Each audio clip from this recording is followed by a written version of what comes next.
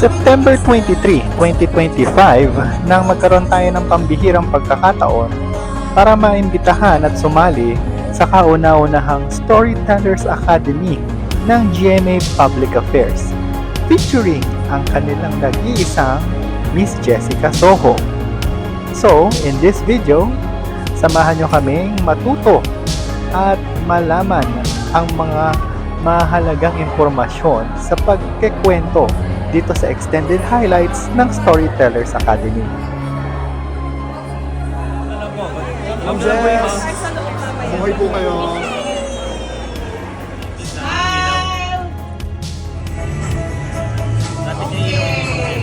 Mamaya, meron pa ulit tayong photo session. Oh, this is a letter from Tawi Tawi. Now, a book author. He recently launched his first book, A View from the Ground at the Manila International Book Fair 2025. Napapanood natin siya sa Eyewitness at sa Ato Marami Special. Please welcome our special guest, Mr. Ato Marami!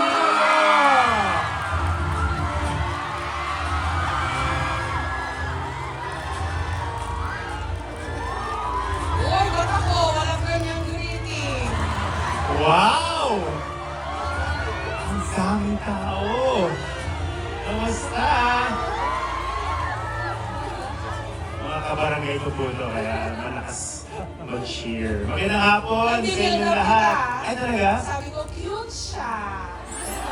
Parang aso lang naman. Hindi. Oo, magandang hapon sa inyong lahat and thank you for being here kahit na medyo malakas ang ulan. Okay. Class! Ay, nako. May nangingisay dito sa harap. Halika, te. Halika, te. Halika na nga.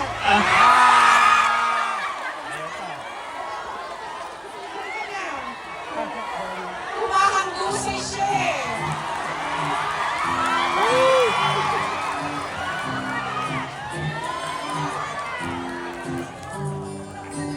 Ay, may nanguna na. May winner na. Mamaya. Mamaya, may time, may time. Mamaya. Okay. Ay. Halika dito! Bilis! May lalaki ah. Nauna tuloy sa'yo yung may mas magandang camera. Oo. Asan na ba yun? Pa siya sa pagbaba. Halika na dito, halika na. Okay ka pang pumupaya, hindi ka matulog mamaya gabi. Hello! Kamusta? Oo, okay lang. From, ano ba, UST? UST. Ay, i-unlock mo yung phone mo, iha! Para Grabe. Wala nakalimutan na yung pin niya. Kayo ba? Kayo ba kukuha ng litrato? Grabe. Ito, mahal ko si Atom. Kasi alam ko kung ano ang nasa puso niya. Tsaka, scoring yan eh. Diba? Okay, so, na-interview ko na si Atom dati. So, ito lesson. Alam ko na hindi siya very expressive. Oh, guys hindi siya expressive. He keeps to himself. Kasi, sa totoo lang, ang core itong si Atom, scientist, physics ang core sa UP. So, kailangan i-probe mo. Kailangan pigain. O, alam niyo na yun Kasi magkakaiba syempre ng mga personality, di ba? As mga tulad ko, wala kayong problema. I-share ko lahat. Too much information. Pero the likes of Atom, intellectual, mataas, mag-isip. So, kailangan Grabe, build up. Baka ako na lang sabihin ko dito. Okay. So, first question, Atom. Kilala kita. Parang Ate Luz to, Kilala kita. I know him as intelligent, syempre cute, comes from a good family background, aktivista. So, alam ko na yung mga ganon. Okay. Ang hindi ko alam, kailangan tanungin kita ngayon. Okay. Oh, hindi ka mag-alala. Nakabahan ako. I'll be gentle. Ang hindi ko nalalaman sa'yo, kasi Kasi ang gwapo eh. Parang ang ideal ng buhay, di ba? Tatay niya, ang nanay mo doktor. Doktor, Ang medical tatay niya doctor. abogado. Hindi, engineer. Engineer pala. Oo. Okay. Kasi nakikita ko sila sa isang acupuncture clinic, Oo. yung mga magulang. Kaya huwag mag-ingat ka sa akin, isusumbong kita sa nanay at tatay mo. Katusok nga ang tawag nila eh, katusok. Anyway, Kapuso, ang dami kong daldal, sorry. So, ang hindi ko nalalaman sa'yo, Atom, kung meron ka bang bubog. Bubog yung term ni national artist Ricky Lee dun sa yung mga dala-dala natin, makinikim-kim natin, na kailangan natin malagpasan, di ba? Para hindi na sila tumutusok-tusok sa ating tagiliran o sa ating leeg. Meron ka bang bubog o hugot sa buhay? Meron ka bang dinadala o kinimkim na sama ng loob all your life? Grabe, ang hirap naman nung tanong pa lang. Hindi ako ready. Kaya mo Bubog. yan. Oo, bubog. Ang pagkakaintindi ko dun sa bubog, ito ay termino ni Ricky Lee, sa kanya ko unang narinig. Isang bagay na dinadala-dala mo mula ng pagkabata. Siguro kung meron mang isang papasok sa isip ko, nag-aral ako sa Ateneo de Manila. Ang mga estudyante sa Ateneo, for the most part, hindi naman lahat, pero medyo mas mataas ang antas sa lipunan. Sabihin may mga may kaya. Noong panahon na yon, kahit sa mga bata, hindi maiwasan, minsan may panghuhusga kung ano ang iyong pinanggalingan. At actually, malaking problema yun. Gusto mo i-address ng mga nasa school yon, yung mga admin. Kasi kung bakit nagiging materialistic, parang ano yung suot mong sapatos kapag PE, ano yung suot mong uniforme. Kapag casual day yung kunyari hindi mag-uniform, ano yung suot mo na maong, branded ba yan? So, nung bata pa lang ako, nagkaroon ako ng feeling. Kasi hindi naman kami galing sa isang mayamang pamilya, hindi naman kami naghihirap, pero hindi kami masyadong mayaman. So yung mga uniforme ko noon, yung mga pinaka-mura lang, yung pinaka-discounted sa department store. Napupuna yon ng mga kaklase ko. So parang feeling ko hindi ako cool. Hindi ako belong sa popular crowd. So doon ko naisip na papatunayan ko sa inyo na kaya kong maging magaling kahit na hindi ako cool sa inyong pananaw. So, ngayon ko lang actually naikwento yun dahil minsan pag naitatanong yan, parang saan ba nanggagaling yung drive, yung motivation ng mga tao? Palagay ko laging merong ganun merong pinanggalingan na malalim na some kind of insecurity or some kind of experience nung bata ka that pushes you to prove yourself.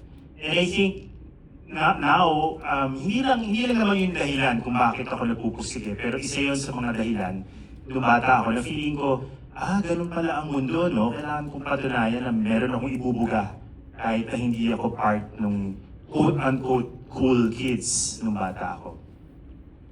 Talagang hinugot ko yun, mula dito yun.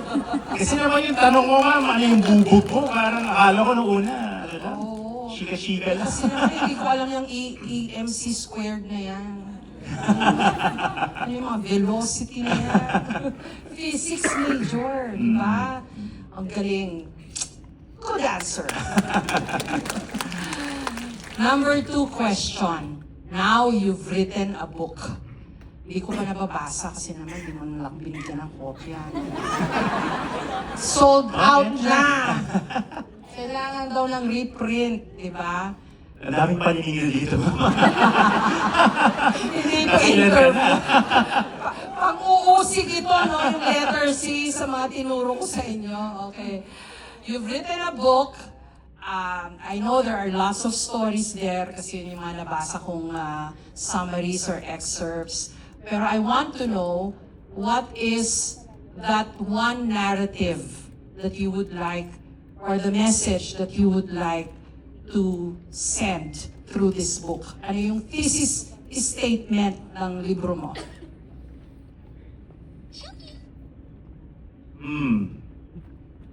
kung sa isang pangungusap lang, siguro maraming mga kwento at karanasan mula sa mga salaylayan ng lipunan na dapat nating marinig, dapat ipaglaban, at kapupulutan natin ng aral. Yun siguro yung easy statement. To expound on that answer, tingin ko, alam naman natin na ang isa sa fundamental na papel ng mga mamamahayag ay maging boses ng walang kapangyarihan o yung walang kakayahan na iparating yung kanilang karanasan. At tingin ko, for the most part, nakikita naman natin yun, lalo na tayo sa public affairs, yung mga docu natin, yung mga kwento natin, talagang usually yung mga tinatawag na marginalized. Pero sa panahon kasi ngayon, naghahalo na rin eh. Yung napapanood ng mga docu, may iba tungkol sa mga mahalagang nangyayari sa paligid natin. Pero natutuwa rin tayo at marami rin nanonood ng content na quote-unquote aspirational. Pero yung ating konsepto ng aspirational, minsan, masyado makitid. Nagiging kung sino yung mayaman, sino yung kayang magpunta sa kung saang bansa para magsuot ng mga designer clothes. Lalo na ngayon, napag-uusapan yan, ano? Yung dahil sa, ay, hindi pala nila pera yun, ano? Nakaw pala yun. Pero, ibig sabihin ko, kailangan natin, hindi natin kalimutan na yung pagkukwento ay isa ring proseso ng pagpili. Pinipili natin kung kaninong kwento yung gusto nating ibahagi at kung kaninong boses yung gusto nating pakinggan.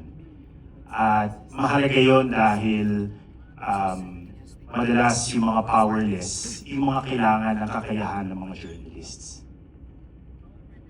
Tip ko sana sa inyo, while I was interviewing, sabi ko, ano pa nga ba yung mga tatanungin ko kay Atom? Gusto kong tignan yung phone ko kasi nandun yung notes ko. Pero kabilin-bilina nung isa sa mga editors ko noon sa GMA News, Mr. Seba, when you're interviewing someone, look him in the eye. Kasi yung body language is important. It actually upsets me. Sa mga press con na yun, walang nakatingin dun sa nagpapa-press con. Lahat sila busy nagtatype. Well, that's understandable for you guys. Kasi syempre hawak nyo yung cellphone nyo, mga ganon. But as much as possible, kung pwede nyo i-memorize yung questions nyo, para habang nagsasalita yung interviewee nyo, nakatingin kayo sa kanya. Kasi that also inspires the interviewee to expound on certain points. Importante yung body language eh. Tsaka importante makita niya na you're paying attention to what he is saying. Okay? That's another lesson, Atom. Where do you draw the line? That's a hard question, meaning we can spend the whole day discussing the line between activism and journalism. Pero nabanggit nyo na rin, Mami, yung sagot ko ay galing din sa inyong nabanggit na there is a line. We do draw the line. Kapag pinag-uusapan ng climate change, wala naman siguro magtatanggol sa atin sa paghiwalak at pagwasak sa kalikasan. Kapag pinag-usapan ng human rights, wala naman siguro magsasabi na mabuti ang pumatay ng tao na walang due process. Kapag pinag-usapan ng corruption, etc., etc. The line has to be drawn. Ang trabaho ng mamamahayag sa palagay ko, parang siyentista rin eh. Nakakakita ko ng parallelisms kasi parehong hinahanap yung katotohanan. At para mahanap yung katotohanan, umaasa tayo sa isang napatunayang paraan para ma-verify ang katotohanan, mapakinggan lahat ng involved, pero ultimately, dapat hindi tayo tumigil doon. Kung meron tayong kakayahan na sabihin na yung katotohanan ay nandito, dapat bilang isang mamamahayag, sinasabi natin yun. Yun ang aking pananaw. Ang classic example, baka narinig na rin ng iba dito, kung meron dalawang tao nagtatalo, kung umuulan o hindi umuulan, ang trabaho ko hindi lang sabihin na sabi ni Kuya, umuulan. Sabi natin, hindi umuulan. Bahala na kayong magdesisyon. Ang trabaho ng mamamahayag, lumabas at tignan kung umuulan o hindi.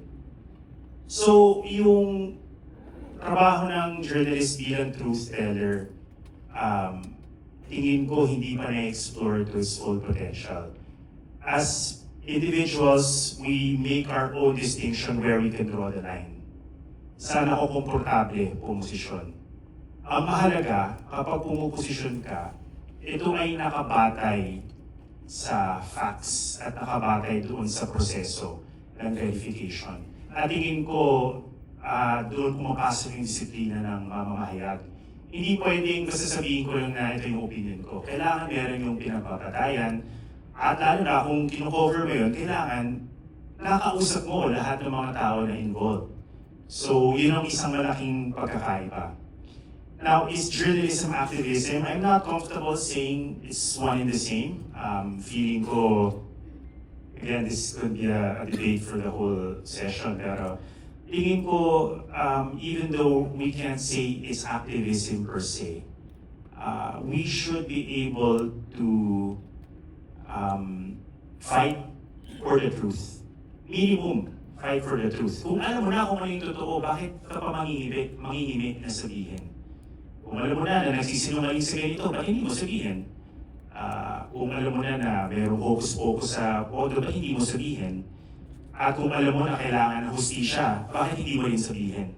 So, tingin ko kasi minsan, in a way, being frank, tingin ko medyo lazy yung journalism na bahala na kayo mag-decide.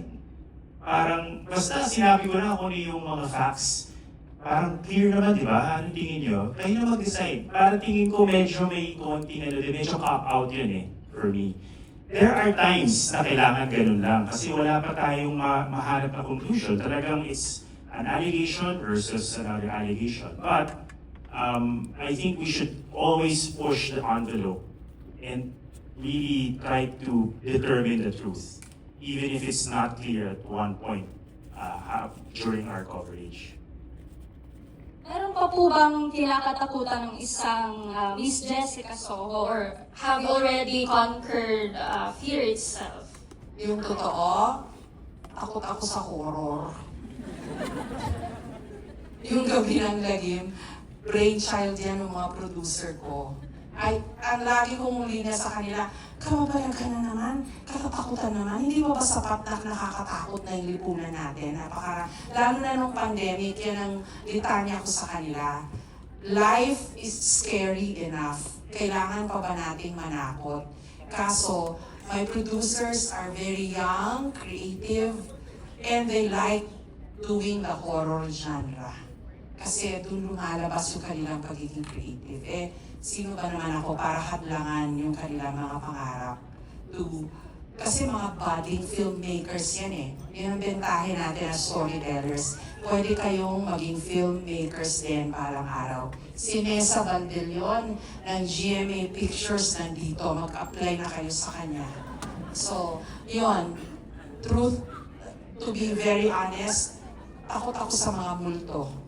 At saka, nasabi ko na rin to sa KMJS, mga Gabi ng Lagim stories namin. Feeling ko meron akong third eye. Kasi nung college, nag-volunteer ako ma-hypnotize ng aming psych teacher. Nung pala, when you do that, nabubuksan yung third eye. So pag pumupunta ako sa mga madidilim na lugar, pumipikit na lang ako. So, yan. Takot ako sa mga multo. Yung second question ko po is, I'm a reporter and a news producer po. So, any tips on how can we persuade our features or yung mga interviewees natin? How can we make them trust us as storytellers? Like I said kanina, trust is earned. Diba? You have to prove yourself trustworthy. Pero, ito naman ang masasabi ko, pag public official yan, karapatan nating tanungin sila. Wala silang karapatang tumanggi. Actually, busisiin nyo sila, halungkatin nyo lahat ng records nila, kasi that's our right as citizens and as journalists. At wala silang karapatang tumanggi actually. kami, we give them the benefit of the doubt by saying, kinuha namin yung panig nila, pero tumanggi sila. Pero pag public officials sila, responsibilidad nila na sagutin ang mga tanong natin. Thank you po. Okay, Mao. Yes, Labore, graduate of AB Journalism from Colegio de San Juan de Letran. Ang tanong ko po sa inyo, Ma'am Jessica, ano po ang masasabi ninyo tungkol sa papel ng kabataan ngayon sa pagpapatuloy ng isang responsable at makamuluhang pamamahayag? Kailangan namin kayo. Kayo ang kinabukasan. At kayo yung pag-asa at umaasa rin ako na kayo na talaga yung pagbabago. Kasi yung generation namin, lost cause na kami. Wala kaming nagawa para itama yung mga mali sa ating lipunan. But you, with your skill set, ang gagaling nyo, ang kapangyarihan nyo nandyan sa inyong mga social media accounts. Kaya nyo yan. Diba sabi ko kanina sa intro, kayo na yung pinaka-powerful force, political force sa ating lipunan. Takot sila sa inyo. Pero ang payo ko lang din, use that power responsibly. Huwag kayong mambubuli, huwag kayong manghaharas, huwag mag-body shame, huwag magpakalat ng fake information. Kasi kayo magmamana ng lahat ng ito kung ano yung lipunan natin ngayon. At kayo, kung hindi kayo maninindigan, hindi kayo titindig ngayon pa lang. Baka hindi nyo rin malulutas yung mga problema. Kayo rin ang maghihirap o kaya maipapasa nyo sa mga Generation Alpha ba yung kasunod nyo, yung mga problema. Hindi na magbabago yung kapalaran natin, di ba? There has to be some time, there has to be a generation na maninindigan para mabago ang kapalaran ng Pilipinas. Naisip nyo ba? Biro nyo, ang ninanakaw nila, trilyones na. E di sana mayaman na tayo lahat. Hindi na kailangan mag-abroad ni nanay, ni tatay, ni kuya, ni ate. Hindi na natin kailangan maghiwa-hiwalay para lang mabuhay. Hindi ba?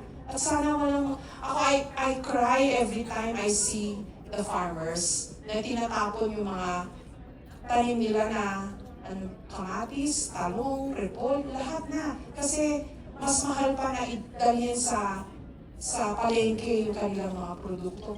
Pwede ba, guys? Gawin nyo ang lahat ng inyong magagawa para magbago ang kapalaran ng ating bansa. Ganon din yung mga fisher folk natin. I really feel for them. Isa sa mga pinakamahirap na sektor sa ating lipunan yung mga mangingisda. So, please, use your tools to change society. Kayo ang pagbabago. Kayo ang pag-asa. Thank you po. Salamat din. And now, Ma'am Jess, we have time for one last I just question. wanna ask the question since correlated po kanina dun sa tinanong kay Sir Atom Arroyo. Where do you draw the line of being good than being right and vice versa in this time and age, lalo na sa sobrang lala ng mga social issues natin ngayon? Like I told Atom kanina and the audience, I draw the line pagdating sa mga issues na dapat nating kalabanin. Corruption, social injustice, climate change, binanggit ni Atom. Ano ba yung isa? Human rights abuses. Ang hirap kong mapanood yung mga storya na nagawa na namin. Yung mga kanina, yung mga bombahan, putukan, yung mga gera. Ang hirap ko rin mapanood yung mga kwento ni Ranilyn. I cry every time I see yung umiiyak si Raymar, yung batang nag-aararo. Sakit sa puso nun At ni Daxen. Kasi sabi ko, ano ba naman? Alam kaya, isa sa mga kinakainis ko, kasi every time we do that type of stories, laging, at namigay ang local government unit ng ganito-ganito. So lagi kong tanong dun sa kung hindi natin feature to, hindi nila malalaman na mamamatay na si Ranilyn kasi butot balat na siya. Kung hindi pa tayo nagpunta roon, hindi nila tutulungan yung mga bata. Ganon din yung kwento ni Raymar. Tuwing nag-feature kami ng mga people in need, and then we have to go to the LGU, syempre, to ask them. Saka lang sila magbibigay ng tulong. Sana hindi ganon, di ba? napaka-baluktot, napaka-mali. Yun. Ano Thank ba? you so Nasagot much. ko ba yung tanong? Yes po, thank you po. So, thank you. Okay. And this is the Storytellers Academy!